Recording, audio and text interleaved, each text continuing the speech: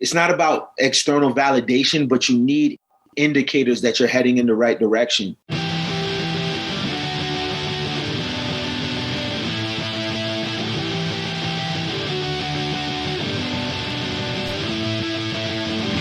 Hello and welcome to Where the Living Room Used to Be, a podcast about Rhode Island's music scene.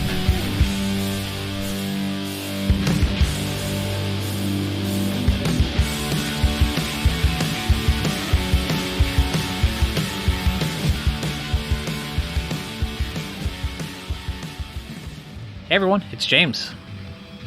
Jon Hope is an acclaimed rapper, entrepreneur, and educator. And on this episode, we have a long conversation that delves into each one of these. We cover his early years, what he puts into his writing, how he reps Rhode Island, and we spend some time highlighting a couple tracks from each of the albums that he's done. Plus, we talk about his new book, Respect Your Passion, and how his Hope Scholars Initiative came about. As always, thanks for listening. Please make sure to subscribe as I'll be releasing some mini episodes over the coming weeks. And follow Where the Living Room Used to Be on Instagram to see show photos, flyers, and a whole bunch more from John Steinman Music. So I'm born and raised in Providence, Rhode Island. I lived in Pawtucket for a little bit. You know, I was born to a single parent household. So my mother, she's originally from Sierra Leone in West Africa. Okay, yeah. Yeah, and so my father really wasn't in the picture. He lived in Liberia, and he kind of, you know, was there from afar, you know, would send, you know, money and, you know, I'd see, you know, send letters and things of that nature, but it really wasn't, you know, he wasn't really present. So it was me, my mother, and my sister and my brother, you know, for the majority of my life. And we lived in Pawtucket, different like housing complexes and apartments and whatnot. And you know, the reason why I'm establishing that as the foundation, because there's sort of a pre and a post. Where you can kind of, well, I personally, you know, now that I'm a lot more, you know, I'm older and more mature and looking at things from a bird's eye view, I can point to where my life, quote unquote, like changed dramatically and impacted me till this day. So, you know, my mom, she was a hardworking person, worked in the medical field. And she had to take chances, you know, So, you know, she would, you know, leave me in charge and I would raise, I would look after my brother and my sister who were younger. And she was very, in an African household, education is so important. You know what I'm saying? And she stressed education despite not having the means. So she put us in Catholic school and private school. Throughout my whole life, you know, she made sure that, you know, I would get the best, or what she saw as the best quality education. Yeah. But in the household, you know, she had such this rich spectrum of taste in music. That I really appreciate till now, you know, we would listen to African music like Sunny Ade and whatnot, and you know, music from her native country.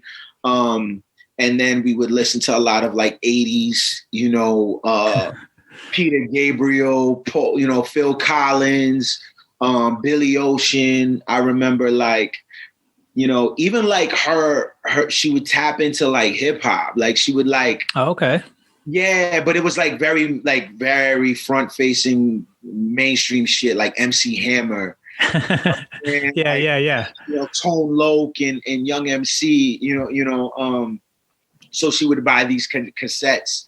And I remember like Rico Suave and shit. You know what I'm saying? Nice. Yeah. So she had this like wide range, and this is all, so it was like very mainstream, but it was like, I'm Boy George, things like that, the Bee Gees, James Taylor. So all of that stuff played into like my psyche. I still remember like certain songs that bring, that kind of have such a profound effect on me. Mm-hmm. And then like I was about 9-10 years old, and then we were living in Pawtucket, and then I went to foster care. I got they took me away from my mom. What happened was she had told me and my brother to be home by street lights. We didn't. And so my mother disciplined us, you know what I'm saying? And there was a lady upstairs who called the police, and they took us away from the police came, they arrested my mother. Wow. And my brother and my sister, we don't have the same father. My brother and sister, they have the same father. So when I don't know how it is now, but in DCF, when you get taken away, they put you with like your next of kin. They try to put you with like another family member or whatnot. So they put my brother and sister with their father, and then they put me in another home, like in a home. You know what I'm saying? Okay. Yeah, because he wasn't my father. You know what I'm saying? Yeah. And yeah, your father's in Liberia, like you're saying, right? Yeah. Right. So I stayed with this white family, and I was rough around the edges. You know what I mean? So it was like I remember being like they lived like on the boulevard, on the east side, Mm-hmm. and it was just a culture difference, right? Like this is the salad fork, and this is the I didn't know what the fuck that was. I don't know what that is either. Yeah, but yeah. I just remember like they were trying to instill etiquette and things of that nature. And it was such a culture shock. I'm 9-10 years old, coming from a certain background into this, so that didn't work out. I remember like I think I only stayed there for like a day or two or something. Okay. And then I eventually lived with my brother and sister's father. They put me in, and he took me in. And it wasn't the best situation because there was this undertone. God bless his life. He's not here anymore. But there was an undertone of, he's not my that's not my kid. You know what I'm saying? Like so I remember like Christmas time, he wouldn't, give me gifts, or like he would be very vocal about, that's not my son. You know what I'm saying? And shit like that. So I remember that, and I remember like, he tried to stab me one time. Like he got into an argument with my mom, and I'm putting this in my book, so you get the exclusive, man. All right. Yeah. But yeah, him and my mother, I'm kind of bouncing around, but him and my mother had gotten into an argument. And he was frustrated, and my mother left. And I remember I was at the door, and watching my mother leave, and I was at the door, and he was just like frustrated, Mm-hmm. and went to the drawer and took a knife. You know what I'm saying? And he like came at me, but my uncle was there, and like it was like trying to calm him down and whatnot. Mm-hmm. And so like I moved in with this guy, right? You know what I'm saying? So I'm moving with him, and it didn't pan out because he had his wife at the time, she definitely didn't like me. So that didn't really work out. And so I ended up leaving there and going to a group home in Providence on the West End with a bunch of like other foster kids. Like it was like 10 of us, you know what I'm saying? And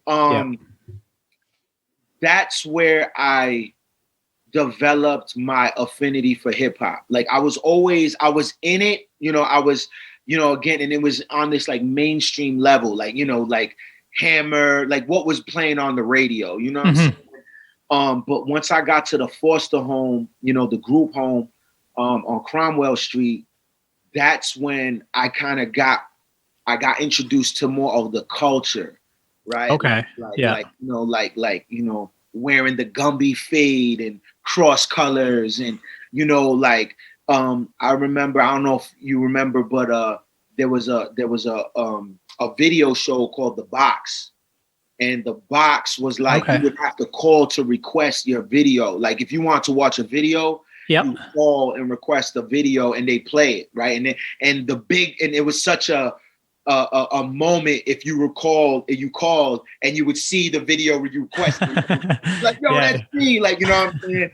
And so I remember like watching, like that's when I got involved with like, you know, I don't want to say the underground, but the not so mainstream, you know what I mean? Because then I was able to discern like, okay, this Hammer shit is cool, but this EPMD, this Rakim, this MC Brain, this Queen Latifah, this MC Light shit over here, this is where it's at, you know? So that's kind of how I arrived with my relationship with hip hop and never looked back. Yeah. And this is probably around like early 90s, right? Is that early 90s? Yeah. Okay. Like 91, 92. Yeah. All right. Yeah. When did you start writing then? Like, did you come, like a lot of people seem to come through poetry and stuff like that. Was that your path or? So my path was, it was writing it was like free thought writing as an escape. I was a very dense kid. You know, I was very aware, like, and curious. And I think that's one of my strongest skill sets till this day. Like, I was a very curious kid, and I was very, I had heightened senses. So I knew I was in some fucked up shit. But I didn't really know how to I didn't know how to name it or whatever. So I would just write. Like, you know, today I saw. Okay. You know, I saw a dead body, or I saw this, or I saw, you know what I mean? Like, I would just write about my realities, and then that kind of morphed into, you know, rhythm and poetry, like rapping and bars. But even that was very like, I would just mimic like Crisscross. Okay. Like just their flows or whatever. Yeah. I thought they were the biggest thing ever, you know, Crisscross, ABC and whatnot, you know? Yeah. Yeah. So, I mean, I guess what was that first step into hip hop then? Like, were you like, do you remember the first song you wrote or where you were getting beats from?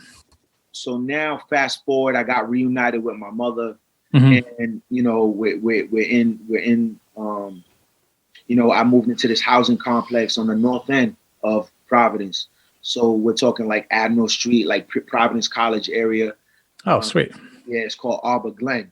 And that's kind of like the foundation of a lot of the stuff, you know? So like I lived there, and I remember me and my friend TJ and this dude named Buka in my neighborhood, we formed a group called the Delinquents.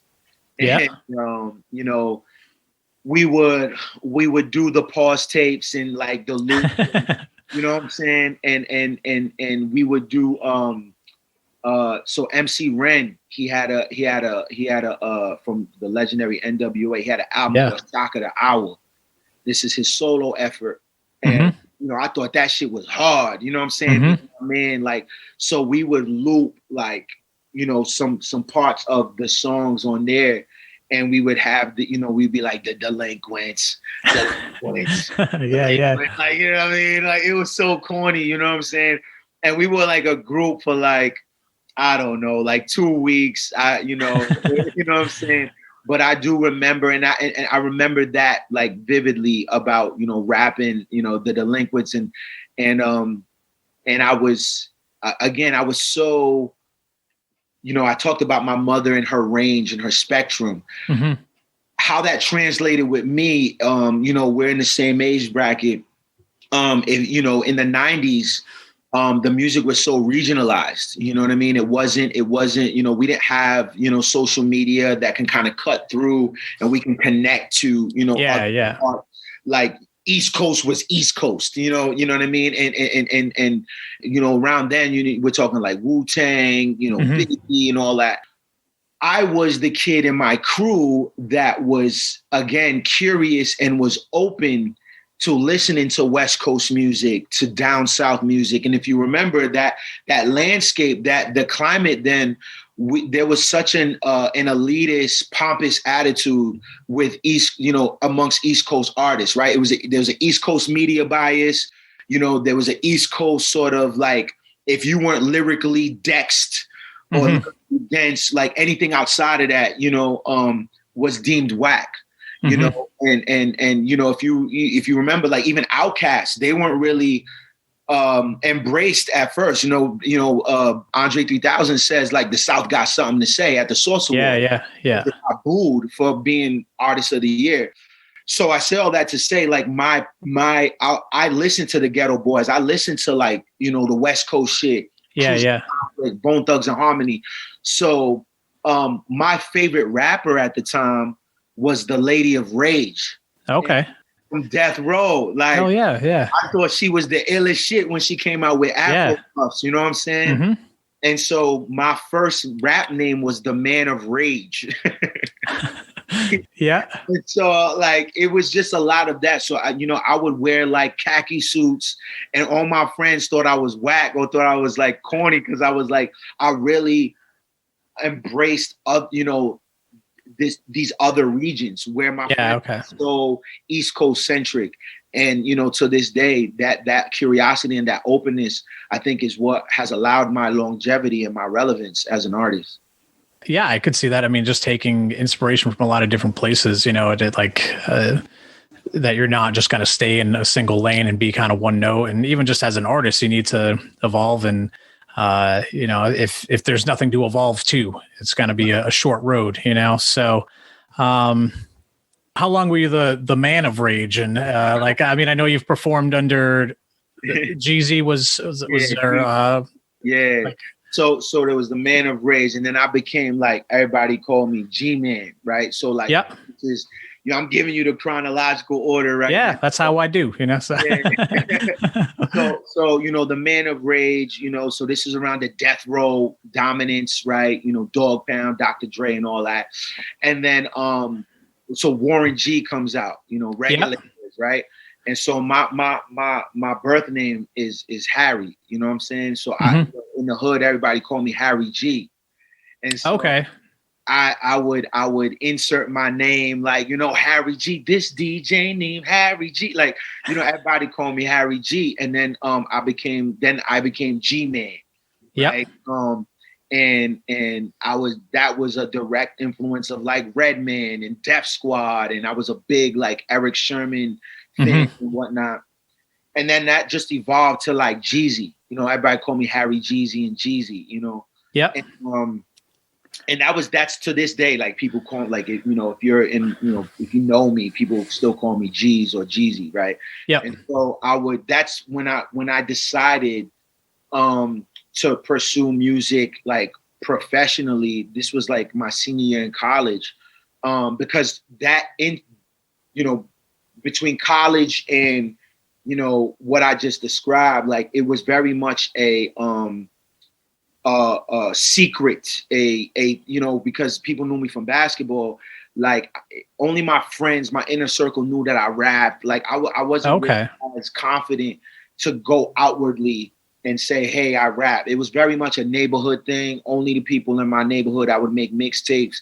They were like, me and my man D Swift. Like, it was just very much like a North Side, Arbor Glen type thing. Like, yo, you heard that G-Man type shit, you know what I'm saying?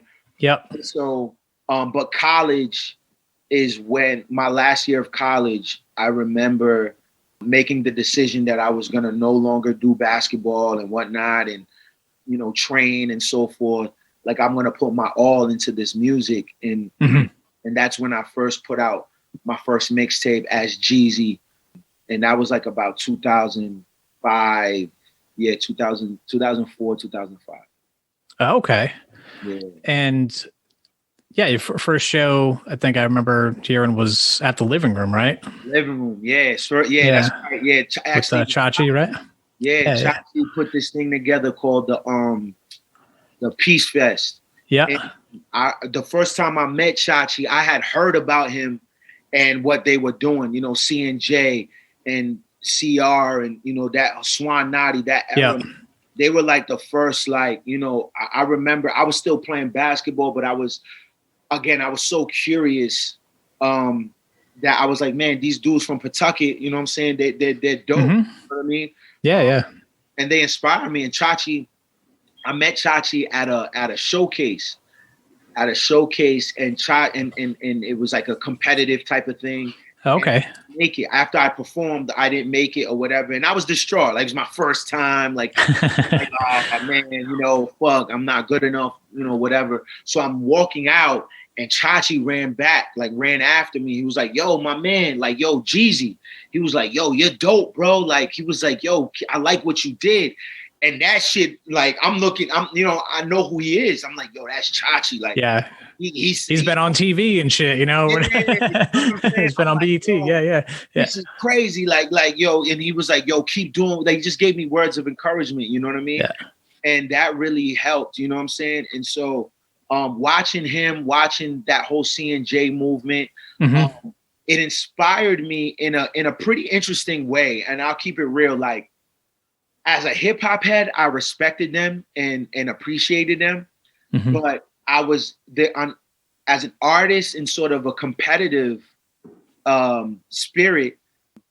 I was like, man, these produced from Pawtucket, like they weren't really, they were rapping and they were dope, but they weren't really telling my story. Like they weren't, I couldn't, like, I identify with them purely from a hip hop fan standpoint. But yeah. Really like talking about what I'm about the streets. Like, you know what I'm saying? They weren't really illustrating, they were talking like some Pawtucket shit. Like, you know what I mean? Like, and I know that sounds, there's some nuance there. Like, you know what I mean? Like there's some nuance because, how I grew up, I was always into like street introspection. Yeah. That's why I gravitate towards Scarface. That's why I gravitate towards like Nas. Yeah. You know what I'm saying? So I couldn't identify with that. So that made me like, yo, I'm going to talk about my shit on some Providence shit. Like, you know what I mean? This is what I see, so, they inspired me and, in that way, like to really be intentional about representing Providence, you know what I'm saying? And so forth, and, and so Chachi put me on his show, at the living room and the rest was history, man. I did my thing. Like, I won't even sit here and lie to you. Me and my boys, we did our thing and that's what got that high. And I've been chasing it ever since, like to perform.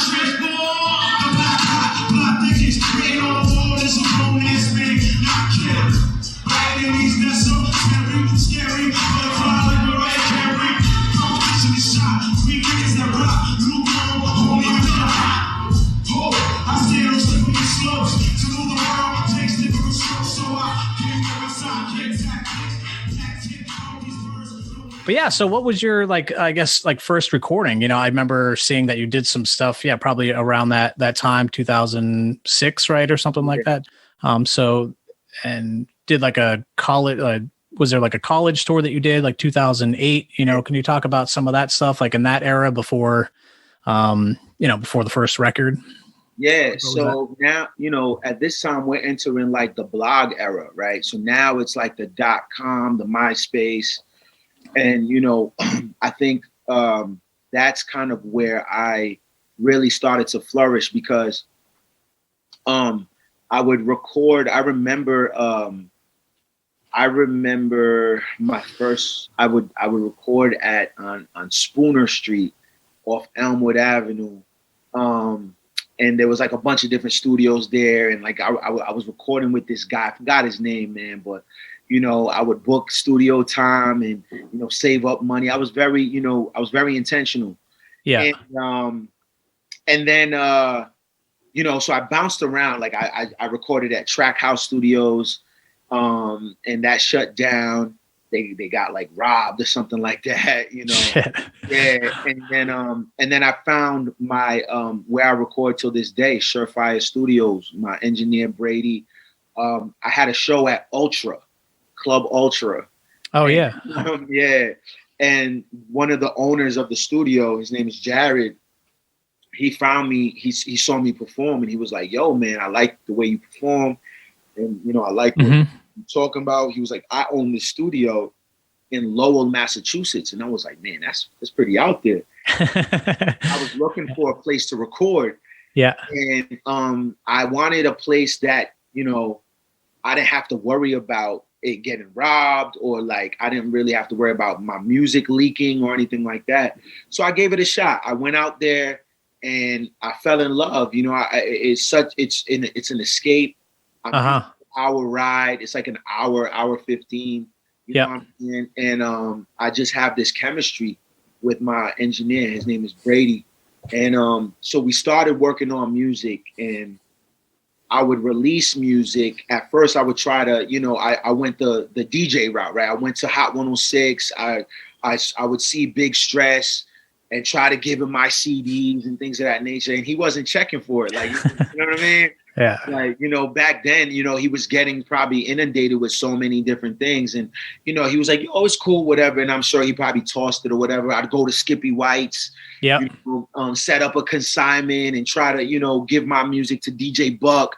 I did all that, and then, then, like I said, the MySpace, the .com, hiphopgame.com was my first placement. I had a song called Breathing, and Breathing was like the song that really kind of jumpstart and kicked everything off for me. It was produced by Taktix, who is now Bongo, by the way, who's a Grammy winning producer. Yep. Yeah. You still work with? I still work with him. He's originally from Providence. He just celebrated a birthday yesterday. He lives in LA, and we still work together. But at the time, he was living down the street from me. And, he made the song Breathing, and that song really put me on the map. It put me on hiphopgame.com, which was a huge thing. I was the first artist to get on that platform, and that was a big thing, because you would get the exclusives. Like, so my music would be right. You'd see me over Joel Santana, like you see, Yeah. And so, when you get in that type of like sphere, there's some value to that. And so that really gave me the confidence, and I started getting on other different blogs like Two Dope Boys and things of that nature. Okay. Yeah. So once that happened, now I'm starting to build a buzz.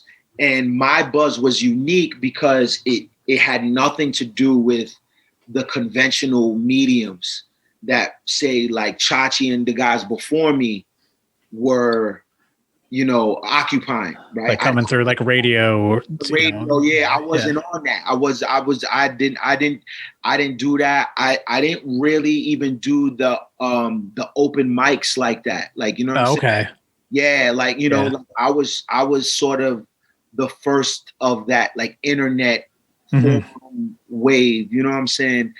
And that created like, it helped because it created almost like I don't know if myth is the word, but because of that separation, it garnered me a sort of celebrity, if you will, right? What I mean? Like, I'm not easily accessible. Like, it was nothing like you could see Chachi, you could see some of the other contemporaries, you know what I mean? But like, I'm on this big platform, but you don't really see Jon Hope, you know what I'm saying? Yeah. Yeah, so it was interesting in that regard, and because of that, the buzz is going, and then I caught the eye of Static Selector, legendary DJ. He's one of New England's finest. Signed to Jay-Z, Rock Nation, and he's out of Boston, and he found me on the internet,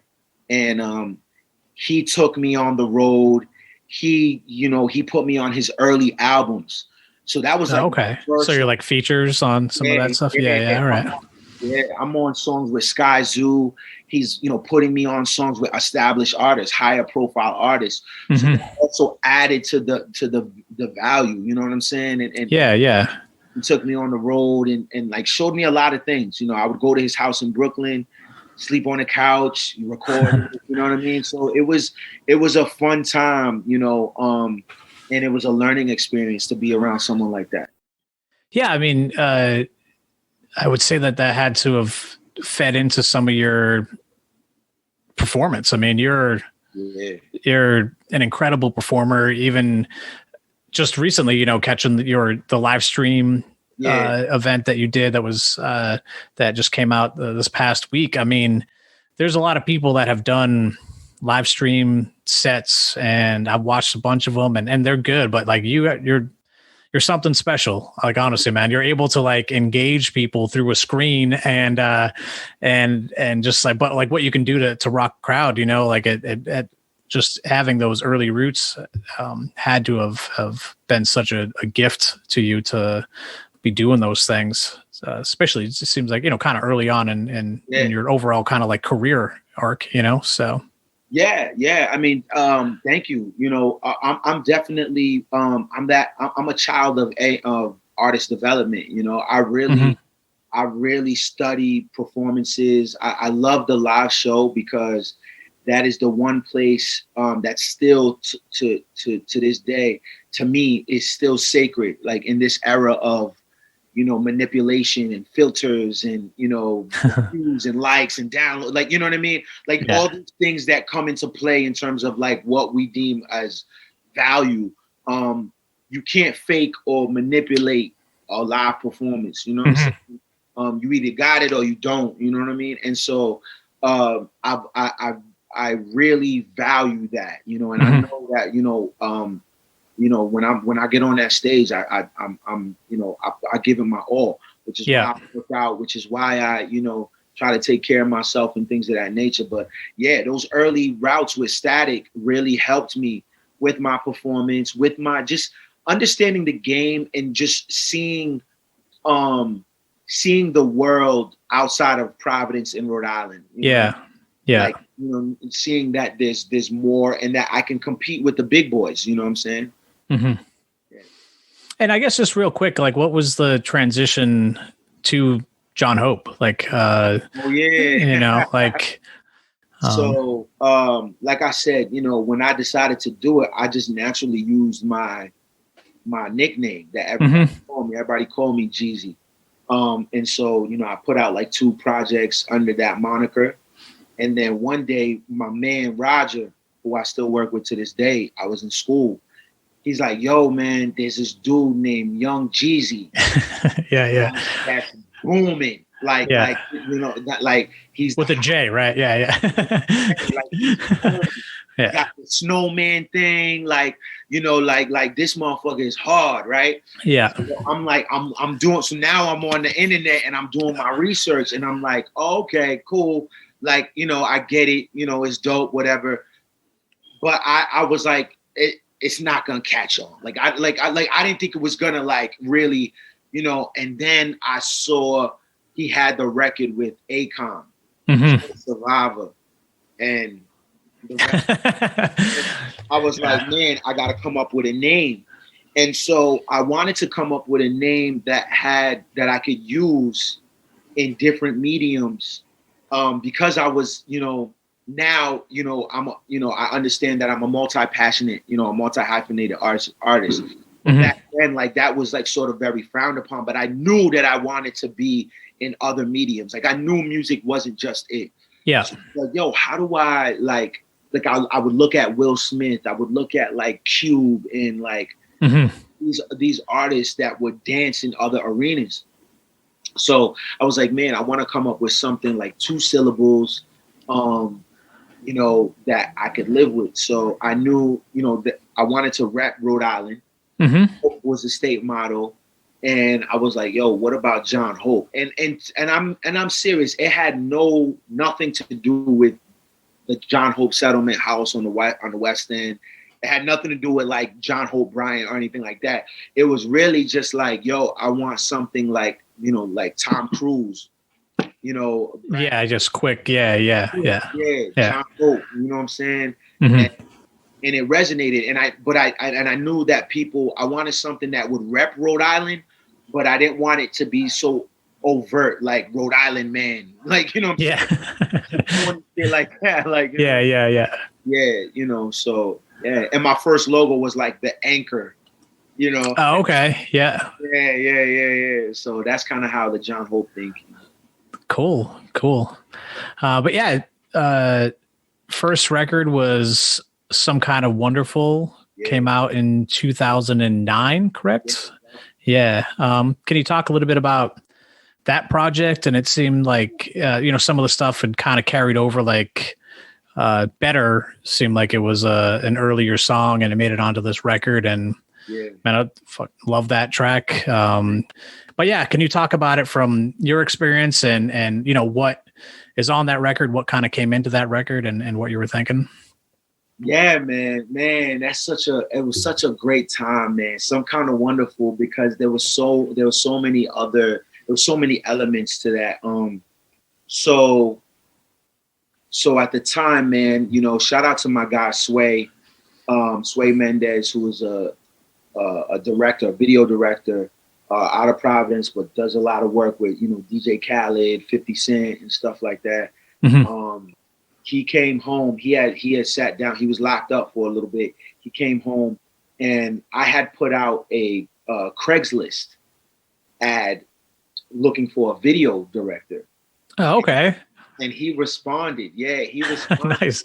And he went to Full Sail and he told me, he was like, he's such a fast talker. He was like, yo. He was like, yo, my cousin, man. He was like, my cousin was talking about you, man. Like, you hot, da-da-da. He was like, yo, everybody told me about Jon Hope. He's Dominican, very, quick. Yeah. Man, Sway's my brother, man. So he managed me. So he took on management and then okay. I had a young kid at the time who's still one of my good friends. His name is Aaron. During the MySpace era, he, again, at this time, this is the blog era. My buzz is up. So he was a young kid. He was a freshman in college at St. John's University, but he's originally from Smithfield. Okay. And, he reached out and he was like, yo, man, a lot of my my classmates, people are talking about this Rhode Island artist named Jon Hope, da-da-da. And, I'm originally from Rhode Island. I'd love to work with you. I'd love to, whatever you need. He was just like very intentional. He was like, whatever you want, whatever you need, like, let me, So I put him through the ringer, man. Like, I was like, all right, book me this show or like do this or whatever. You know what I'm saying? Yeah. And he delivered. So that sort of morphed into the 3-man team, myself, Aaron, and Sway. And we really, honed in on this project called Some Kind of Wonderful. I really appreciated the sentiment of Some Kind of Wonderful. What I was trying to say was, this is around the time where, people were saying like hip hop is dead, the ringtone rap is coming out, you know what I mean? Okay, yeah. And again, this is another iteration of that open-mindedness that I got from my mom. Some Kind of Wonderful was, I was saying that, you can't define hip hop, right? You can't define this. Hip hop doesn't have this one dominant sound, right? Mm-hmm. So therefore hip hop is some kind of wonderful, right? That was okay. Yeah. That was the whole mantra. And, so the sonics of it, I have Better that has sort of like that sing-songy, mm-hmm. Element to it, and then I have like, Static Selector production on there. It was just a diverse array of sounds that was very intentional. And we put that out, man. And I love that project, man, because it was just like, we were so driven. Like, it was a blind drive, right? It was like, yo, we got to get like that energy of like, we got to do it by any means. Now mm-hmm. a little bit more, I work smarter, not harder. But, when I think about that project, I think about just the energy that the three of us had. We were so young, driving to New York, getting on that bus, that Peter Pan bus, like, trying to make all those connections and doing the showcases and radio interviews and all this stuff. So, it was such a moment in time, when I think about that project. Don't let nobody tell you that you never get. Cause I know with a little bit of hope that it's gonna get better. Now you could call this exclusive, the brand new hope for the youth, the future. future. They say that I'm an artist, so I drew a conclusion to make the world better through my voice and music. You dig? Understand the right song will right wrongs. What I recite for, turning your dark nights to bright morns. This is sunny side up with gold waffles. Check this, ice on your necklace, screaming who wants breakfast? Swag so fresh that it's still in the plastic. Dreaming of a cemetery land with no caskets. Asking, send me when the change gon' come with a quarter tank of gas, but my hunger was petroleum. Pedal to the metal with my dame on the passenger. All I wanna go, but I'm a legend like Acura. America, we gotta stop with the confusion. Jon Hope, I'm the problem and the solution. Head to the sky, and I promise that it's gonna get. And what were you doing for shows around that time, or where were you doing shows? Like here in Rhode Island, like what was some of the spots you were hitting? Yeah, so I was doing Black Rep. Yeah. Was Jerky's. Oh yeah. At the time, and then I started getting into like Lupo's, Yep. for artists and things of that nature, But yeah, that was primarily like it was the Black Rep, the Sound Session Music Festival, which is kind of like the precursor to PVD Fest. Yeah. So I was still kind of maintaining, my grasp on the local scene, but I was also very intentional about being, outwardly. So yeah, so it was like a healthy balance, Cool. Going to the Middle East and Boston, yeah, and then going to New York as well. Yeah, it's dope. But yeah, next project, 2012, work in progress. It's a killer record. The song Flames is just off the charts, man. And you have a video for Road Less Traveled. Yeah.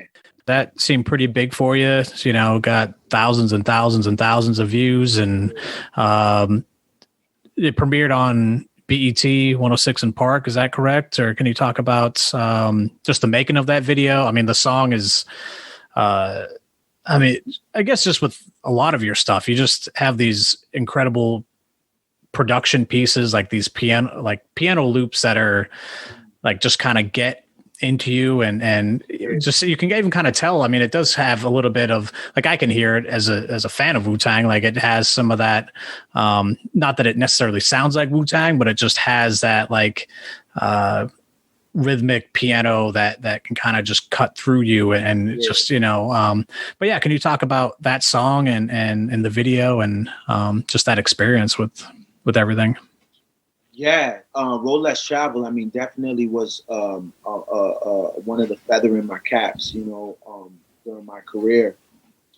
Yeah, so the video, I did it with another talented videographer named Walu, who, again, now he's on to doing amazing things, working with, he did stuff with Eminem, did stuff with Royce the 5'9", Tory Lanez, but he also did the Better video that was shot in Africa. And but that record right there, that was his first placement on a platform like BET or MTV or whatnot, on a video platform. Yeah. And I wanted to, again, there's the Rhode Island, the way I spell it is, RHODE. There's a Rhode Island sort of ode. Yeah. And I was very intentional with that record. I wanted to see as a songwriter if I could make a big sounding record, a record that could live like, in a festival. That's, hence the la la la's, you know what I'm saying? And it has that sort of infectious, like you said, the piano loop. A lot of people thought like, say the Charlie Brown, the Charlie. Oh yeah. I got you. Yeah. So, I guess I'm a bigger Wu-Tang fan than Charlie Brown, but what? But yeah, man, I was very intentional and I succeeded. I wanted to make a very like worldly. The inspiration for that record was an artist by the name of Kanon. He has a song called Waving Flag. Okay. Yeah, which was ended up being a World Cup like anthem. You know. Okay. Yeah. So it was like a global type of record. So I wanted to make that type of record. I didn't have arson, you know what I'm saying? And it succeeded, and the video was dope. It was just kind of like, you know, a day in the life, so to speak. Yep. And, and you know, when it got on BET 106 in Park, man, that was such a huge thing, and it really opened up doors. I ended up getting I ended up doing a deal with Nike where they used that record for their World Cup campaign. All right. So if you go on YouTube, Nike had this campaign called Nike Chance. Yeah. People could upload on YouTube videos of themselves working out to my record. You know, so basically, Sweet. You had people from Mexico, all over the world, Africa, like training to my video. You know. Yeah. My song. And so yeah, it was a dope, you know, moment, and all these things, you know, they were like indicators to keep going, and you know, you know, coming from Rhode Island, man, you know, where the opportunities are very minimal and there's not a lot of frame of reference, you know, to be inspired to do something that, you know, you don't really have. You know, there's a lot of uncertainty. You need, it's not about external validation, but you need indicators that you're heading in the right direction. Or indicators that, you know, reinforce why you do this. And that was a big indicator. That was a big sign, like, okay, like you can do this. Yeah. People are digging it. And yeah. But yeah, what else would you like to say about that particular album? I mean, I'm glad that you brought that up, because honestly, as I've been listening to everything, like you just, and not just that song, but you have a lot that they seem like anthems. They seem like it just can be played in stadiums, can just, you know, I can hear a couple of notes and, you know, my heart starts beating a little bit faster. I'm like, you know, so that's cool. I think Work in Progress was the turning point for me as a songwriter. I started listening to, you know, I think that's the part in my career where I could point to and say I became a songwriter in addition to a rapper. It wasn't just about bars. It wasn't about, you know, I was very intentional about song structure and arrangement. You know, a lot of the songs, some of the songs had bridges, some of the songs had, you know, pre-hooks and pre-choruses and things of that nature. So I was very, very, I started incorporating melody. I was very proud of that record. And prior to, I would say, Hope All Is Well, you know, from me and my fans, man, you know, they always point to that Work in Progress album as, you know, their favorite. I get a lot of people who, you know, that's why I had uploaded it. You know, when I uploaded, that was a re-release, because it came out in 2012, but I uploaded it in 2019 with the DSPs. And that was like at the request of, you know, my fans. Like they were like, "Oh, where's Work in Progress?" You know what I'm saying? And then, you know, one of the records that I really loved that I've always felt like didn't get the Just Do It Sara song was the Proclamation, which is you know, we sampled Sara Bareilles, and that record right there was just, the video was so epic. You know, again, that was with Walou. And you know, it's one of my favorite songs, you know, Sara song.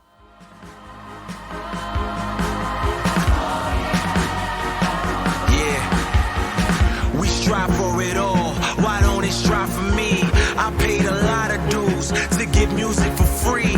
I went from Pop Warner to me in Justice League. I've seen a mountain grow from just a mustard seed. My poems are retarded. I will finish what you started. I heard your record dealers as basura to a garbage, and I'm glad. You niggas talking about that shit you never had under false pretenses in the streets. We ain't reckless. I approach you man to man, not a zone defenses. I'm so anxious to discover what this music conjures up.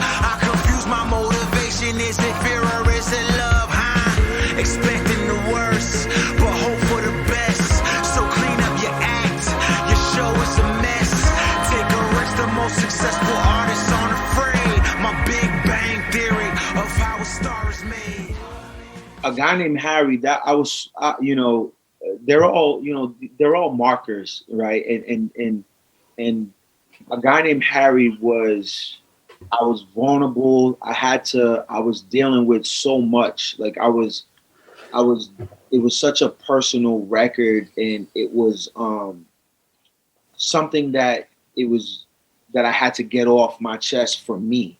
Mm-hmm.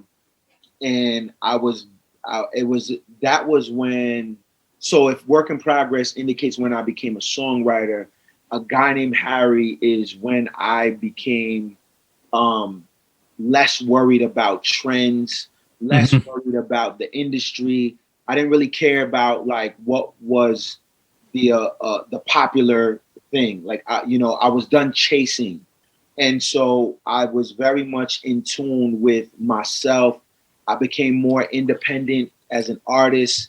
It was the turning point and the seed planting moment for where I'm at right now as, you know, someone who runs his own label, someone who, you know, has a brand and whatnot. A guy named Harry was the seed planting moment. And, you know, with Camp Street and Comstock, that's where it manifested, because that's a boom bap record, you know. And at the time, boom bap wasn't as popular, right? It was sort of a lost art, right? It was because everything was becoming so 808s and traps and everything like that. Yeah. So as an artist, I was a little concerned, but Bongo, you know, at that time he became Bongo. He was like, yo, man, just rap. He was like, because I was like, yo, how do I fit in this landscape as a lyricist, as somebody who comes from a certain sonic? So he was just like, yo, just rap. And he gave me, you know, the production, which is Comstock. And, you know, I made a Rhode Island ass record. Like, you know what I mean? Like that had no, you know, I wasn't caring about anything. Like I wasn't trying to appease a greater audience. And ironically, other people outside of Rhode Island who understood what I was saying, or outside of Providence specifically, they connected to it. You know, there's a Comstock in California, in LA, in Chicago, right? You know, I'm talking about, you know, the ills of the streets or the challenges of the streets. They can resonate with that. And so, you know, I'm very proud of that record, because, you know, that's something that's going to live way beyond me. And it's such a Providence centric, Rhode Island centric song that, you know, happens to resonate with people all over the world. Yeah. I mean, you're talking about Ripta, you know, and should have got some money from them, I guess, you know, like. Well, you know what? I was a brand ambassador. Nice. Yeah, we did a whole campaign where we reimagined Camp Street and Comstock, and it was a campaign about bus safety. And I got a nice check, you know. Good. That's awesome. Yeah. But yeah, can you talk about any other thing that sticks out? Or I mean, or again, like, you know, Fish and Coffee Milk, you've got a video for that. Fish and Coffee Milk, again, like I was so committed to original thought. And so I wanted to like really tell my story about what's it like to be from Rhode Island, to be Providence. And, you know, I was very intentional about creating culture. Like things that only Rhode Islanders could identify with, you know what I mean? But, you know, the caveat is, how do we make like a Rhode Island thing amusing and palatable for someone who lives in Wichita, Kansas? So that was the challenge. And, you know, for Fish and Coffee Milk, it's just about, you know, melody, right? Like, you know, when we learn, you know, ABCs, it's A, B, C, D, you know, so I could say whatever, you know, whatever it is, fuck you, shit, fuck you, right? But if it's melody, you're going to receive it a certain way. So when I say, you know, my cookie tastes better than coffee milk, you know what I'm saying? You know, tastes better with coffee milk, like that is like, you know, it's just like some tongue in cheek shit, but you know, it has this place in Rhode Islanders like, oh shit, he's talking about coffee milk. You know, Yeah. he's, you know, right. So, you know, that I was real intentional about that. And I say all that to say in between all that is bars. Right. Yeah. I mean, it's just like it's an a cappella piece, you know, so that it's just you know, with just that little, you know, chorus hook that comes in. Right. You know what I mean? And so if anything else, if you're a listener, if you appreciate bars and lyricism, you get that. And then if you're from Rhode Island, you get that sort of, you know, that nuanced experience with the record. You know what I'm saying? My cookie tastes better with coffee milk. You need lotion, your comparison pales. I know goons trigger happier than Pharrell. I never fail, I'm just trying to walk my path. I played the cards I was dealt. I swam in tears that'll drown Mike Phelps. I want to see my mom live to see me live. It's harder for a thug to forgive. I got it, it's ironic how I run. I'm more deadlier with a book than a motherfucking gun. I'd be lying if I said I don't want Billboard. Miss me with that real hip-hop shit, that's not it. Even Q-Tip was vibrant, Nas genuine. If dollars make sense, then I'ma try it. My cookie tastes better with coffee. Can you talk a little bit more about your writing process and like are people sending you beats? Are like how are you writing continuously in a sense, or are you like saying, all right, you know, it's been a couple of years, I'm gonna just, you know, work on the next record in between, you know, like what is it like for you? Yeah, so, you know, now my writing process is, you know, I try to work with, you know, only a handful of producers, because I try to have like, you know, each record, I try to have like a cohesion of sorts. You know Yeah. Like I want to have like a fluidity. Sonically. And so, you know, I work with Danny Keys. I work with, this time I'm working with some new producers, but you know, they all understand like what it is, you know, with this Hope shit. You know what I'm saying? Like, you know that Hope shit. The sound of THS is really like is keys, it's chords. Yeah. You know, it's like rich production. You know what I'm saying? So you know, I think people they understand the sound. As far as writing, my writing process, I'll write with the producer. I'll get, you know, sometimes I'll get the beat sent to me, but you know, it's definitely, you know, I've definitely written, you know, in collaboration with the producer from the ground up. So I might have like an idea in my head, and he'll, you know, kind of, you know, Danny will translate that and build upon that. Yeah. So you're like part of the production as well, of like, we could add another something else sonically, add some strings to this part, or cut the beat right here or whatever. And I gotcha. Yes, absolutely. As opposed to before, I used to be like, well, you know, just email me beats, you know what I mean? Yeah. But now, you know, again, like, you know, I really, you know, my time in Atlanta, I'm grateful because, you know, I would go to songwriting camps, you know, and writing sessions and things of that nature. So my ability to write, you know, has definitely improved. And now more than ever, like, you know, you saw that with, you know, Hopewell as well, you know, like the more than anything, you know, I don't want to jump to ahead, but like, the songwriting on that project was so rich, like, you know what I mean? Like it was very rich, and, you know, progressively I got to that point, you know what I'm saying? But yeah, my writing process is very much a collaborative effort, and from the ground up. Yeah. But yeah, next record was, or next album, Savage Beauty, 2017. Yeah, what would you like to talk about that one? I mean, Eat seemed to be the one that kind of sticks out, and that was the one. Yeah, I mean, this is a heavy piece, man. And you know, like what do you want to talk about this record? Yeah, so you know, Savage Beauty, you know, that was I really enjoyed that record for a number of reasons, because that was the first release under my company. You know, that was my first like independent, you know, like intentional, you know, I'm inspired by Nipsey Hussle. So like, Yeah.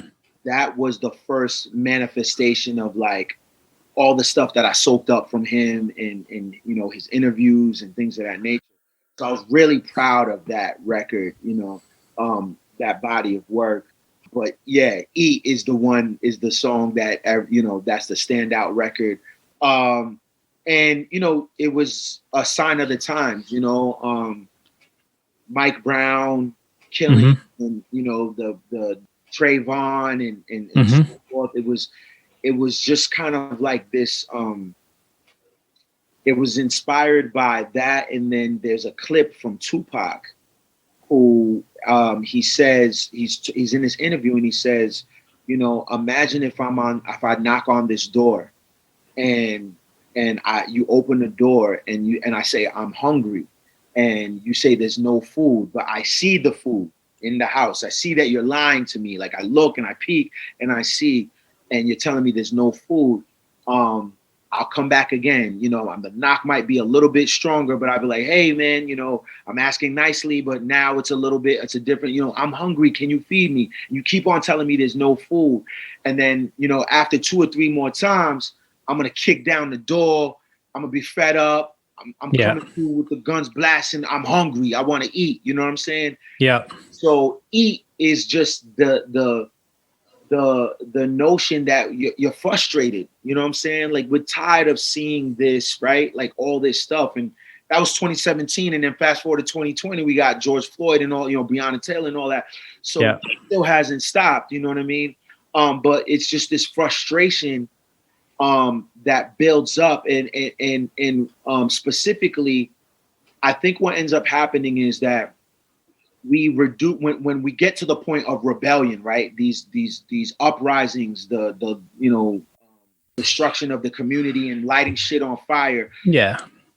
A lot of people, the narrative tends to be that, you know, that sort of frustration or that built up tension is only reduced to the uneducated or the less desirable.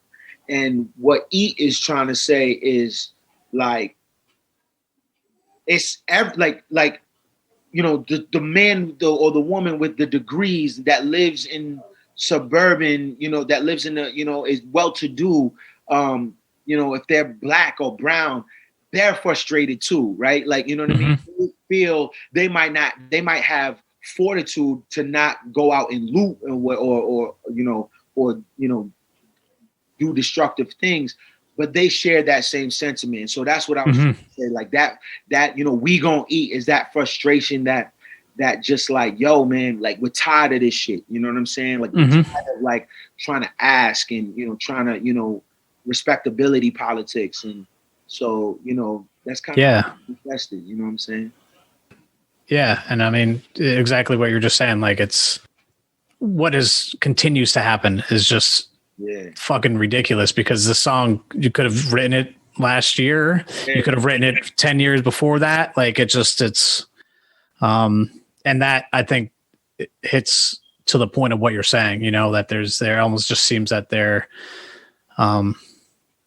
it's the cycle, you know, that like blood, sweat, tears won't dry, you know, like that. It's just like, it's gonna, you know, yeah. Is there anything else that you wanted to bring up with that album though? And man, I think, you know, yeah, it's just the pride that, you know, like as an independent artist, to, you know, like I put that out through Zane Butler, you know what I mean? And you know, it established, it really gave me the confidence to really like own my own destiny. So it's more of the symbolism of Savage Beauty than the actual work. You know, again, you know, since this is a Rhode Island centric platform, you know, there's Jovan's on there. I'm really proud of Jovan's record on there, you know, talking about, you know, it's a homage to the legendary, you know, club on the South Side, you know what I'm saying?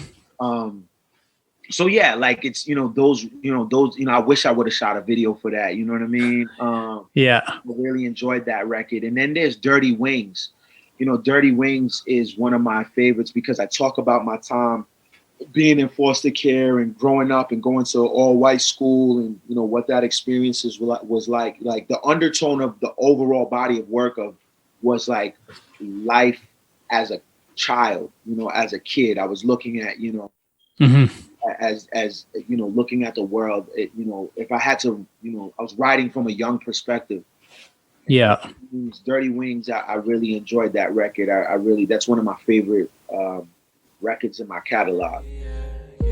Wake up in the morning and I'm blessed, surrounded by the angels and the demons and the rest, making choices for my family to some they ain't impressed, but the straight and narrow road isn't paving my success, so I gotta make a nigga frown to be happy, man. Take a nigga porridge for my Kool-Aid. Smile. And they question how I do things, but y'all don't get my point. Where's my touche? And you call it excuse, I call it the truth. I call it recluse, you call it the booth.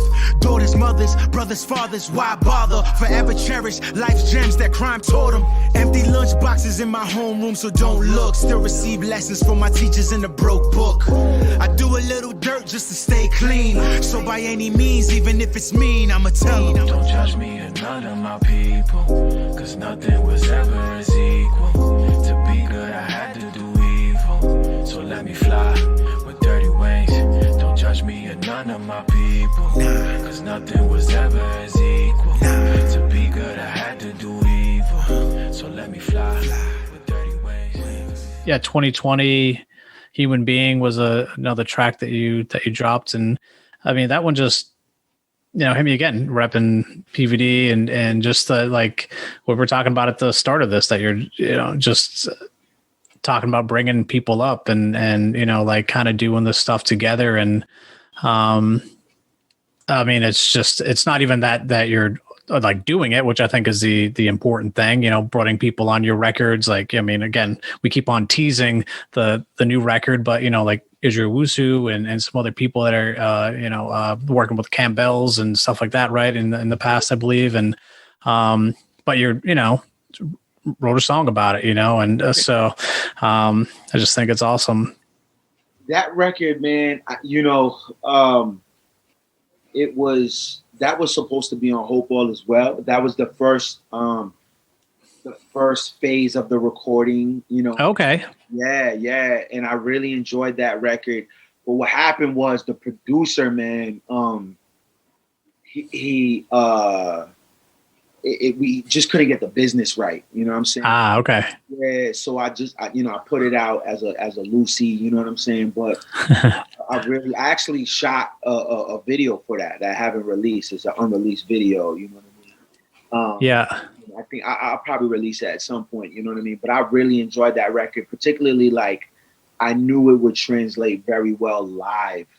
Yeah. The chanting and the sort of the spacing in the songwriting, it's kind of catchy, you know what I'm saying? So, but yeah, I enjoyed that record. It got a dope bounce to it. Mm-hmm. Yeah. But yeah, I mean, I think that kind of leads in another single, Third Shift. Dedicated to your mom. And yeah, you like that? You heard that? Yeah, well, I got to say, man, I think I think I'm gonna need to send you a bill because I think you broke my stereo with the bass on that one, man. I think it because it's some heavy. I mean, that it's super well done. But yeah, the bass on that is fucking phenomenal. But yeah, that track, I mean, like, again, going back to the lyrics though, it's I just like people that share those stories rather than these sort of like, something that they're making up, like it, right. You can, write me a great story. That's cool. But like, just tell me yours and I'm more interested in it, and, yeah. And even for me, I mean, I guess it's, probably even more so like, I don't know. I mean, my father worked in a sandpaper factory, he'd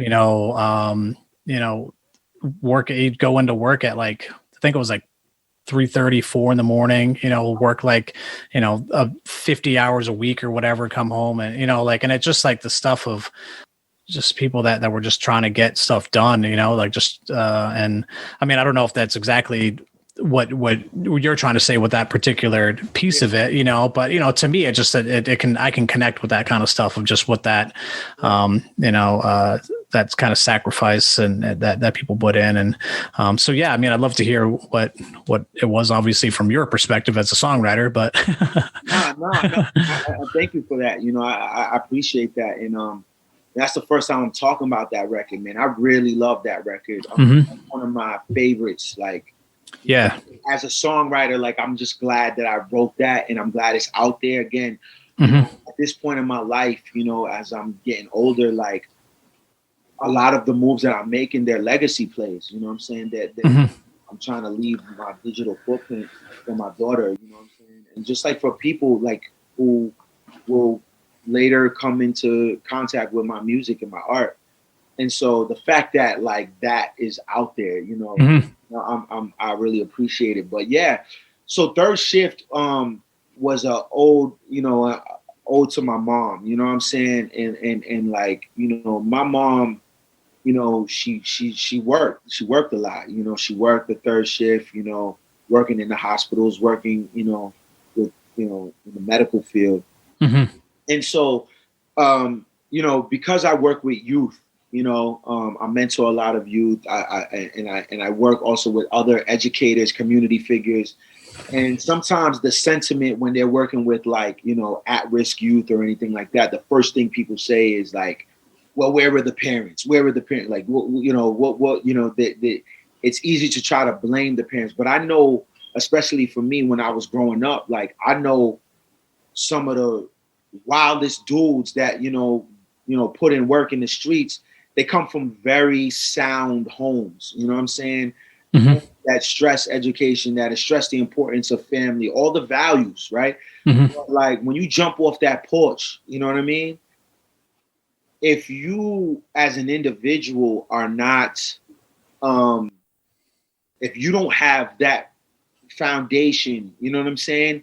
Or if you don't want to subscribe to it, there's really nothing that your parents or, you know, can do. You know what I mean? Because when you jump off that porch and you see all what's going on, you know, that's what happens. You know what I mean? And so, you know, for me, it was like, you know, I was a little rambunctious. I wasn't like in the streets, you know, busting guns or anything like that. But I was definitely a defiant kid. And, you know, but my mom was wonderful, you know. And so I'm essentially saying, like, you know, if, you know, when you ask her where was Hope's mom, my mom was working. Like, you know what I mean? My mom was working to make sacrifices and put food on the table and things of that nature. So that's why, that's why I'm outside in these streets. You know what I mean? Like, you know, my high school years, my mom, you know, in a week, I probably see my mother maybe twice, you know, because when I would wake up to go to school, she was coming home, you know, and then when I went home from school, she was going to work. So I would only see her like maybe Friday or, you know, or the weekend, you know what I'm saying? I had a whole house to myself, you know what I'm saying? Yeah. I was outside in these streets, you know what I mean? And not in a destructive way, but like I was just roaming, you know what I'm saying? Like staying at this one's house, doing whatever. And so, you know, I'm just talking about that experience and really trying to illustrate what that looked like for me and pay homage to my mom. You know, when I played it for her, she really enjoyed it. Like she really liked it. And we were driving around. I was actually dropping her off to work. Oh, wow. Listening to it. Yeah. But yeah, I really love that record. I really, really do.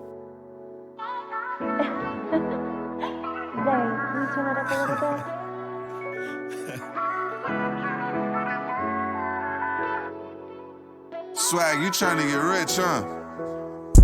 I seen praying hands turn into trigger fingers. So how can you judge if you can never live it? My music is life, was never for the critics. You on the outside in, we outside with it. $10 plates, conversations through a glass window. We don't do new faces, yeah, it was that simple. Word of mouth, travel fast, gotta take precautions. Who busted, got knocked, taking all the loss. Half brothers and sisters fighting over scraps. The cousin of death is real, they dying over naps. They dying over raps. Shit is getting overboard, clout chasers on their knees. They pray the world stars. We on to bigger, better, different levels. And if you disagree, you can catch the fade, no bevel. Jumped off the porch, felt like I jumped off a cliff. Can't blame my mother, she was gone working third shift. Yeah, on my way to school, I'm walking on a tightrope. Angel in my heart, but the devil's so close. Eyes wide open when they ask me, see nothing.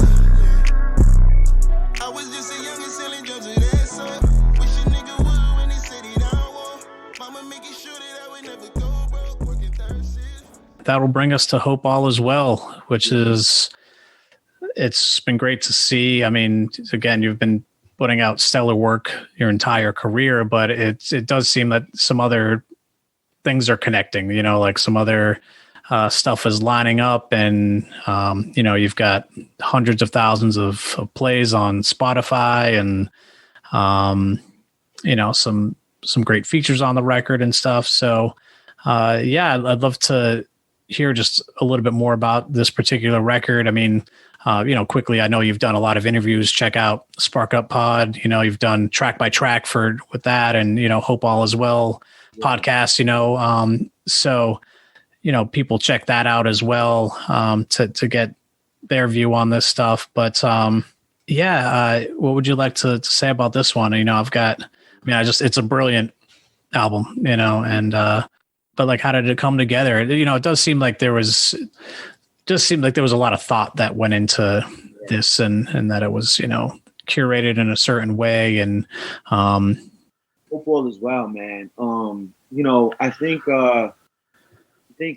we all have like a moment, you know, like they're you know, all this stuff leads up to certain things. And, you know, I have no problem talking about this record because, like, I think because of the way we live right now and the way we consume media, you know, we're always what's next. And I definitely, I'm proud of that record. And, you know, I'm still working on new material, but I can chew and walk at the same time.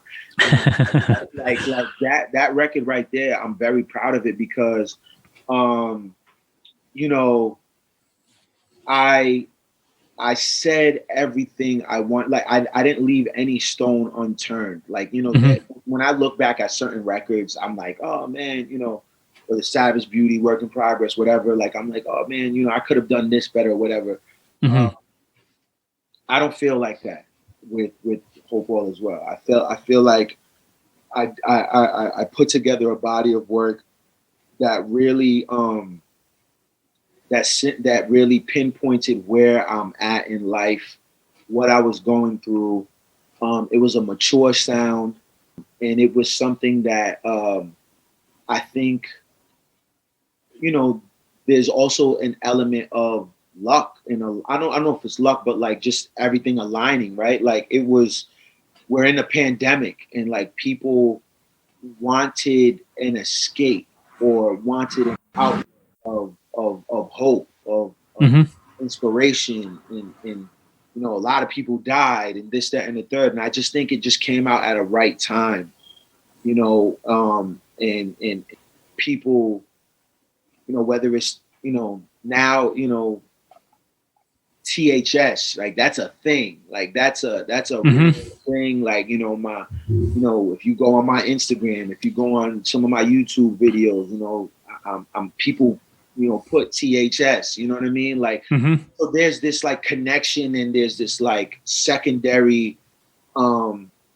experience, right? That's like lived past the music, right? Like now I have a language and a culture or amongst my fans and supporters, right? Like that say, yo, THS, like, you know what I'm saying? Like, you know, and that's awesome. You can't manufacture that, you know? Yeah. And then just, you know, one of the things that I really appreciate about the record is the sequencing. You know, it's a very, you almost don't even know you're at song 7. You know what I'm saying? By the time you know, when you start it, you're like, oh shit. Like, you know, it's a very, you know, the transitions, the song structures, you know what I mean? It's really, I'm really proud of that, man. And, you know, and I didn't do it myself, man. You know, Rags, you know, is probably the MVP on Bluest Moon and, you know, Africa. Yeah. You know, his voice is just, you know, amazing. C's did his thing. And then the production, you know, the chords and the, you know, all those records were made in studio, you know, conjured up, you know, from the ground up. Yeah. It wasn't really like sent beats or anything like that. You know what I'm saying? So just the organic nature of Hope All Is Well is what I appreciate. Mm-hmm. Yeah. I mean, I guess kind of like what I was saying earlier, it was just that, I mean, I know like our stories are different, but like pain is universal. And like, honestly, like, I mean, this, the most sincere way, like I mean, I listened to this record and certain lines like make me tear up, you know, like you've just like, cut through a lot of stuff and there's like a level of, again, at least identification. I mean, it like with THS, I mean, it seems like some of the stuff you're talking about is, which I guess is kind of ironic that, you know, people are using that because some of it, like I've been a musician for 25 years and I've literally had family members be like, so you still doing that music thing, you know, and you're still, and I'm like, well, yeah, it's kind of my life, you know, I mean, and I've taken a step back but I'm like, you know, at the time I'm like living, you know, working whatever and like living like sort of like poverty level to go and tour and sleep in the back of a van or sleep on strangers' floors and whatever else. And, you know, so that, and I'm grateful for it, but it's you know, a different thing when some people just don't maybe identify with that. And I don't know, just a lot of the other things that are there, like it can just cut through. And, again, everything that you've done is to that level of authenticity, but like in this particular record, like you're just, something has connected that can, you know, seems like it's resonating beyond, you know, beyond me, obviously, but beyond like just, you know, people in Rhode Island. It's hitting. Congratulations on that. Cause I mean, it's something that you can't be like, you know what I'm going to do is I'm going to like make people cry, you know, you just need to do what you do, you know? Absolutely. But thank you for that, man. Yeah, you're right. Like I knew that I had a dope body of work, but I just, you know, I think what the difference between Hope All Is Well and the previous releases was, you know, on the receiving end, I didn't know if other people like the you know, you amongst others, you saw exactly what I saw. Like we were in line, lockstep, like, you know what I mean? Whereas like the other releases, I thought it was dope, but it didn't quite land or whatever the case was. This hit, it landed in ways that I didn't even, I beyond my imagination, you know, even till this day, you know what I'm saying? You know, the streams are still going up, you know, you know, it's just, it's one of those things that I didn't really anticipate. But I'm glad that it goes to show that I wasn't the only one going through something, and you know, I wasn't. That you know, we all, you know, other people. I'm glad that I can contribute to other people's self-awareness. You know what I mean? Like their journey of finding themselves. You know what I mean? Because you know, one of the things that I really get from feedback is like, yo, man, like, you know, I'm inspired to do X, Y, and Z. I've always wanted to do this. So like, you know, like you said, you know, with the musician thing, you know, like, you know, being a creative, you know, when I hear people say that, yo, you still, you know, I get it too. And it's just like, yo, what do you not understand? Like, this is what I'm going to do. Like, you know what I mean? This is my livelihood. So the fact that, you know, there's some relationship there, you know, I'm grateful, man. Like I'm proud of that record. Yeah. I mean, are there any other, I mean, obviously Bluest Moon, the hook in that is just, it's ridiculous, you know? But I mean, My God is, I love that you bring that stuff up, you know, like in the way that you do, you know? So, no, My God. I mean, that's probably you know, Bluest Moon is probably the most commercial or widely accepted record. But and understandably so.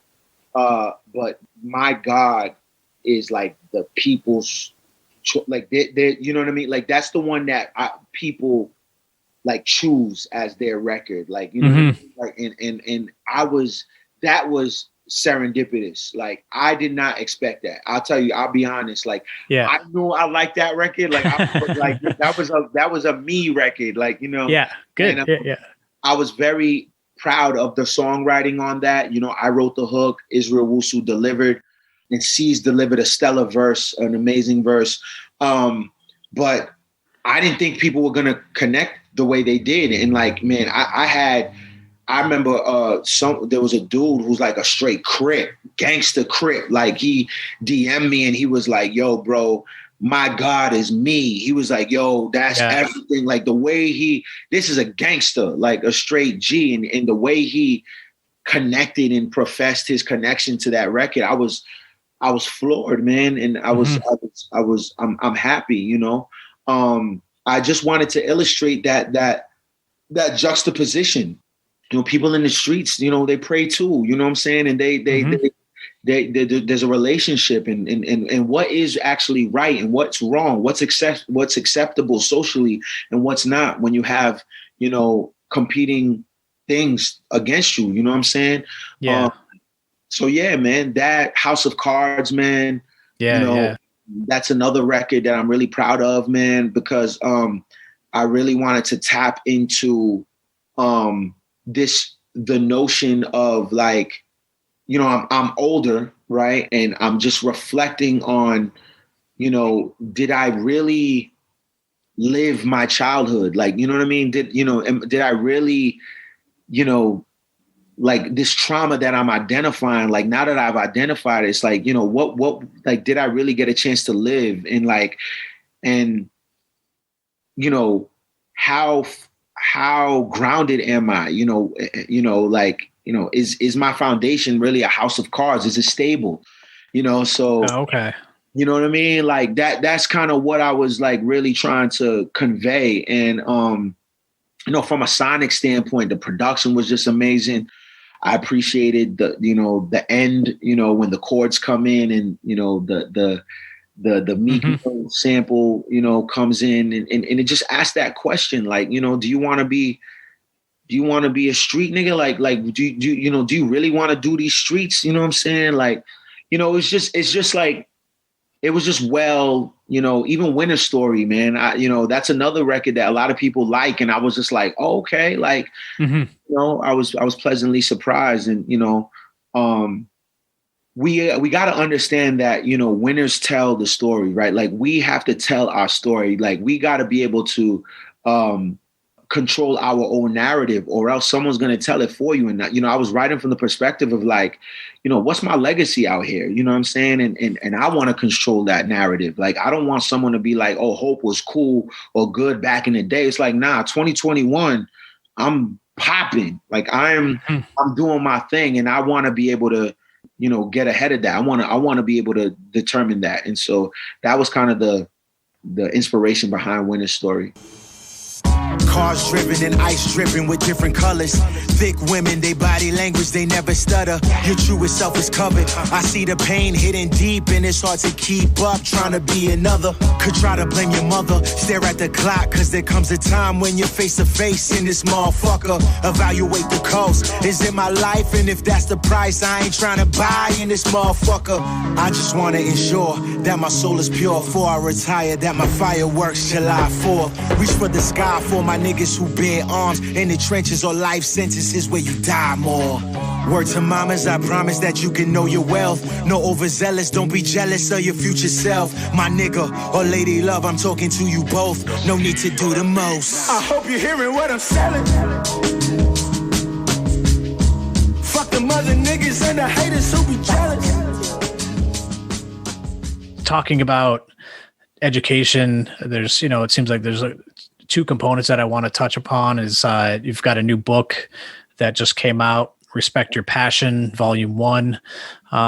So yeah, what would you like to say about this piece? You know, it seems like it's, you know, artist to artist. But yeah, what can you talk about this? How, you know, how many what's the overarching concept with it? You know, how many volumes are there going to be, and what you're looking to do with it? Yeah, man. So Respect Your Passion. I'm really proud of that.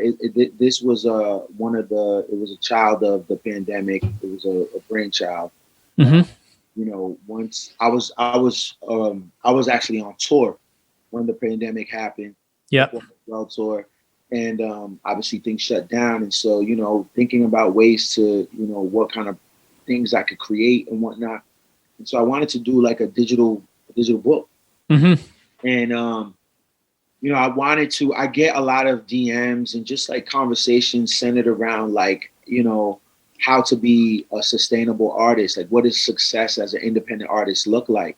Mm-hmm. And you know, rather than put it in this big long, you know, thing, I figure out, you know, put it in, you know, chop it up in elephant burgers, man, you know. You know what I'm saying? And Yeah. the first volume, Respect Your Passion, is centered around mindset, because I think you know, that's first and foremost, at least for me. Yeah.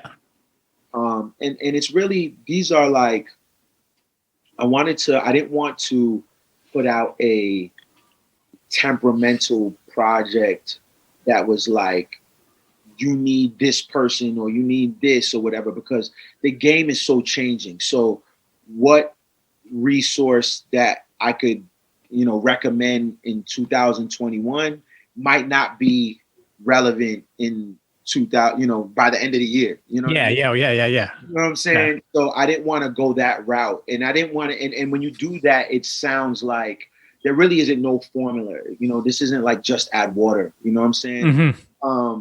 But there are some key elements about what type of mindset that you need, a growth mindset to sustain some of the daily challenges that happen, you know what I mean?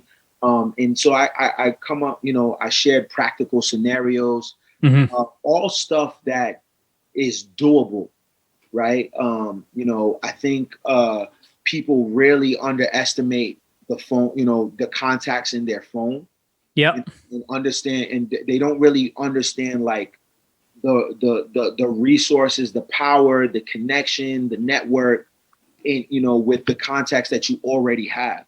And so, you know, one of the chapters, I encourage, you know, creatives and artists to look within, to do the self inventory in your phone, in your existing network, in your neighborhood, you know, because then, you know, you might have a friend that's a videographer, and then you might have another friend or somebody that, you know, that is, you know, versed in accounting, you know, or marketing, you know, so you don't think that you have to go to New York or you have to like do some like outward, you know, it might be right in your circumference and you just didn't really take the time to look. Yeah. You know what I mean? So it's things like that. So yeah, you know, I really wanted to establish what type of mindset you need to overcome and reach your daily goals. And it's all, like I said, it's all practical stuff. It's, you know, Absolutely. Yeah. And so far the feedback has been great. And, you know, next we'll get into a little bit more of the, you know, establishing your business, you know, LLC, and like, you know, what type of benefits come with that, and tax write-offs and things of that nature. You know, really what I'm trying to do is share my experience so you can cut the time in half. You know, like it's a lot of the stuff that I'm sharing was through trial and error. Yeah. So, you know, I'm trying to leave something for the people coming up, you know, so they don't have to, so they can make a little bit more efficient moves. You know what I'm saying? But I see this, you know, I definitely, you know, long term, I see this, you know, materializing in maybe like workshops, you know, and I gotcha. Yeah. You know, and then also, you know, getting into like, how does this, you know, career look in terms of like setting yourself up for retirement and setting yourself up, you know, like long term, like, you know what I mean? Because it's very doable, you know, and I want people to understand that you don't, you know, right now it's all about extremes. And so people tend to realize, you know, especially the people that ask us about our career, they think that because you're not Jay-Z or because you're not on these famous mediums, that to make a living, that you're broke or you're a failure or whatever, you know what I mean?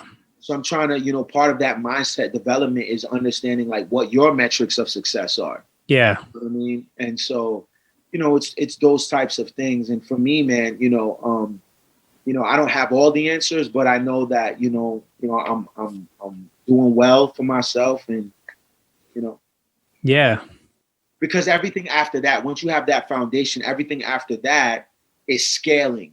And that's what people get confused, So I really want people to discern fame versus success, right? Like, do you want to be famous and not make money?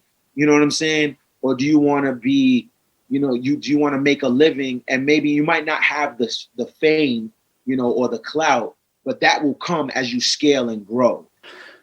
No, yeah, exactly. I mean, it seems that a lot of that is really tapping into it, like you talk about, like understanding who you are, what you're looking to achieve, and then building stuff around that. Being, it's more like business minded of like, what's your, what's your mission, what's your vision of this, and so yeah, your book addresses a lot of that, and it is. I mean, it's great.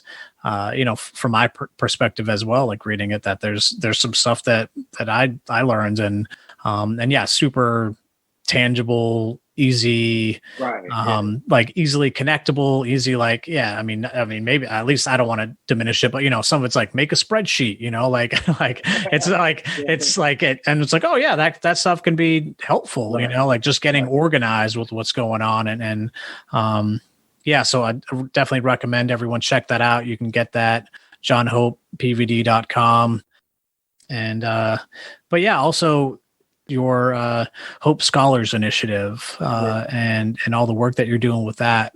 Can you talk a little bit more about how that came about, and what you're looking to achieve with that? Yeah, man. So that came about because for years before I was kind of fully immersed in as a creative entrepreneur, I was compartmentalizing my two worlds. I was working in higher ed as a counselor / professor, and I would compartmentalize that aspect of my life with my music. Thinking that they, the hip hop and education, they thinking that there wasn't any relationship there, because and then internally I wasn't able to be myself. There were times I would have students come in my office and be like, "Yo, are you Jon Hope?" Like, you know what I'm saying? And I remember a few times I would tell them no, because I didn't think like, like I didn't want people to know that, I didn't think that there was a space for that in school. You know what I'm saying? Oh, okay.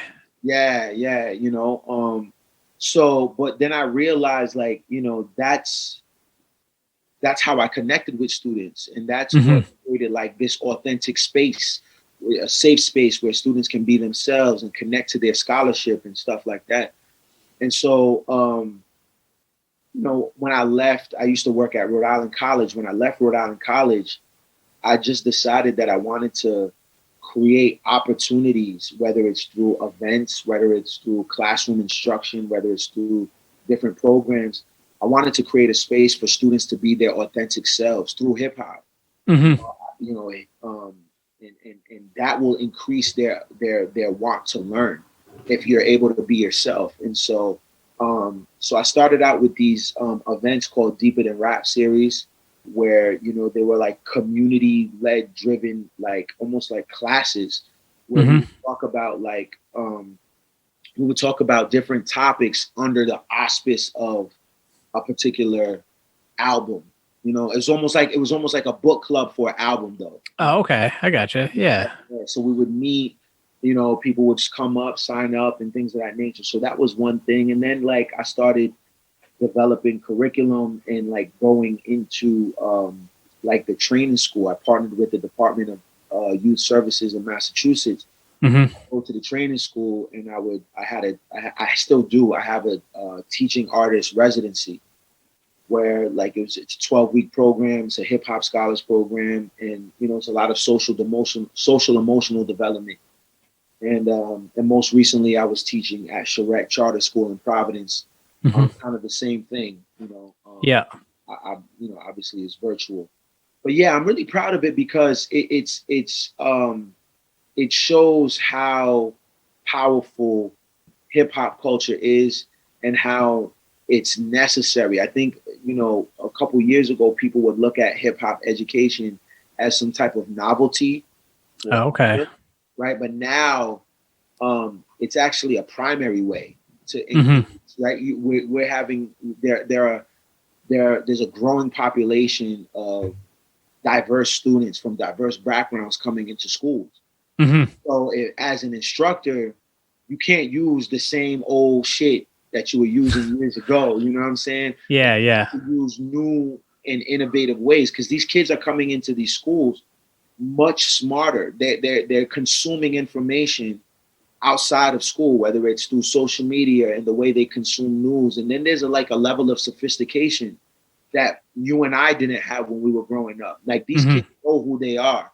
And so if the traditional mode of education doesn't acknowledge and respect that and value that, then that's where the clash comes in, right? Because if you have a classroom or if you have a school that doesn't want students to be their authentic self, then students are not going to come to school. They're not going to be engaged or what have you.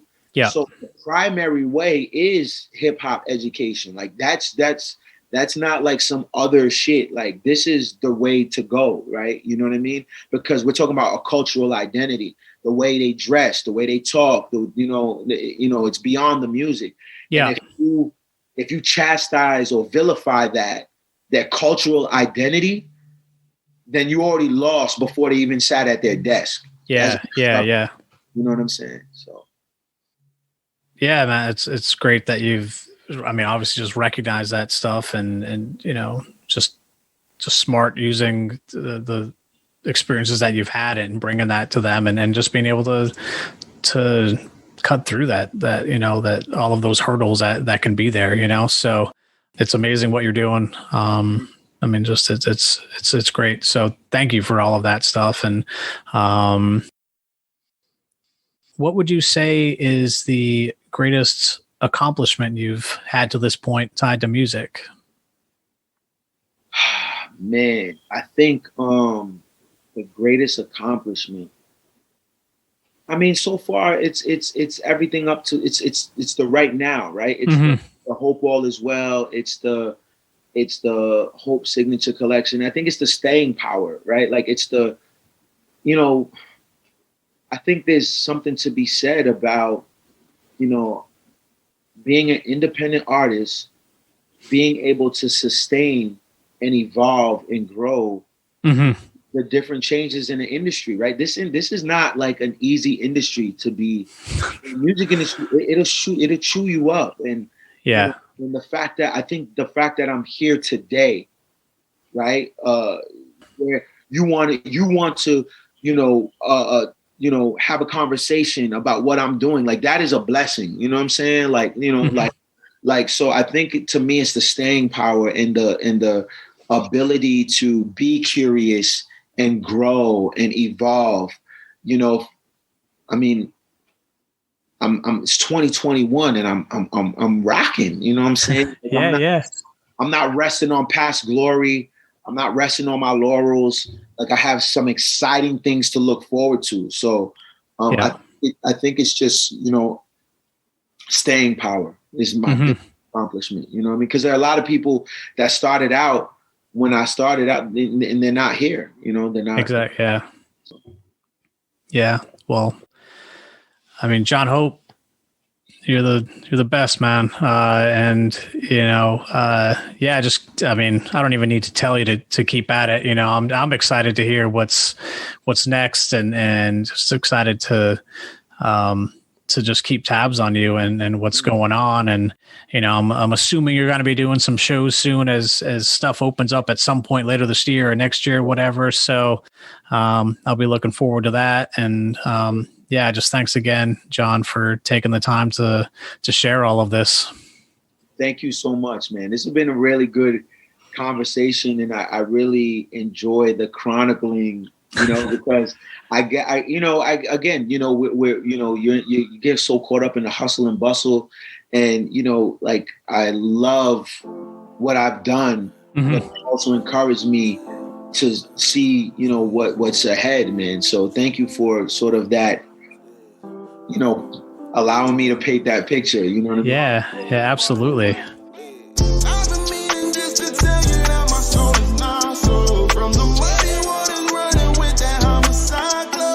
If I told you how I made it, you won't believe the truth. If they wonder how I did it, say it's the flow is smooth. Yeah, I've been meaning just to tell you that my soul is not so. From the muddy waters running with that homicide glow. If I told you how I made it, you won't believe the truth. If they wonder how I did it, say it's the flow is smooth. 100 cars, wanna see him park. No remote, 100-car garage. Used to play with toys as a baby boy. When I closed my eyes, I was counting stars. House small, but I'm dreaming big. Secondhand, I inhaled the cigs, inhaled the weed and the broken glass. I was never first, I was born to last, my nigga. Let me squeeze that trigger. Bullets fly, they whistle. School of thought is dismissal. Bubba tell, I miss you. Really, I miss my dog. So much pain, I wish I lost. Funerals, I kiss that cause. Pay my dues and I split that cost. Away with words and I won't get caught. I was notified when the money talks. With a bad ting from the Ivory Coast. Yellow hair with the brown skin. She in public, want my private parts. Tolerate no disrespect. 100 wolves coming at your neck. You see the splash, peep the drip. The ink is dry, all we need is this.